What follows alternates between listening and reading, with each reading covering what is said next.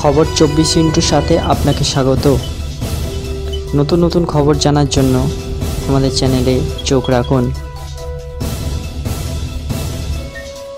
2026 সালের রাজ্যে বিধানসভা ভোট, তার আগে শিল্প কর্মসংস্থানকে যে রাজ্য সরকার যে গুরুত্ব দিচ্ছে তা স্পষ্ট। রাজ্য বাজেটে শিল্প বাণিজ্য শিল্পোদ্যোগ বিভাগে বরাদ্দ বৃদ্ধি করা হলো। বাংলায় যে জিডিপির সর্বভারতীয় হারের তুলনায়ও ভালো জায়গায় রয়েছে সেটাও উল্লেখ করা হয়েছে। রাজ্যের জিডিপি 2024-25 অর্থবর্ষে প্রথম অ্যাডভান্স এস্টিমেট অনুযায়ী 6.80% বৃদ্ধি পেয়েছে, যা সর্বভারতীয় বৃদ্ধির হার 6.37% থেকেও বেশি। শিল্পক্ষেত্রে বার্ষিক 7.3% বৃদ্ধি হয়েছে, যা জাতীয় হারের 6.2% থেকেও বেশি।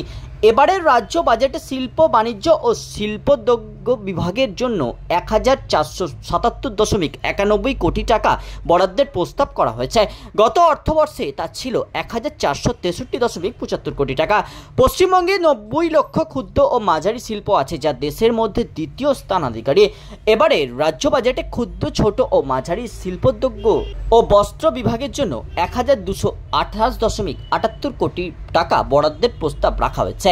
গত অর্থবর্ষের বাজেটে তা ছিল 1262.10 কোটি টাকা। বাজেটের বিবৃতিতে উল্লেখ, দ্য বেঙ্গল গ্লোবাল বিজনেস সামিটে 40,595 কোটি টাকার বিনিয়োগের প্রস্তাব এসেছে। 212টি মৌ ও লেটার অফ ইন্টেন্ট স্বাক্ষরিত হয়েছে।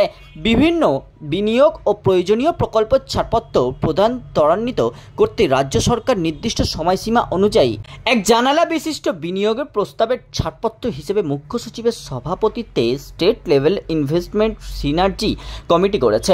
রিপোর্ট খবর 24/7।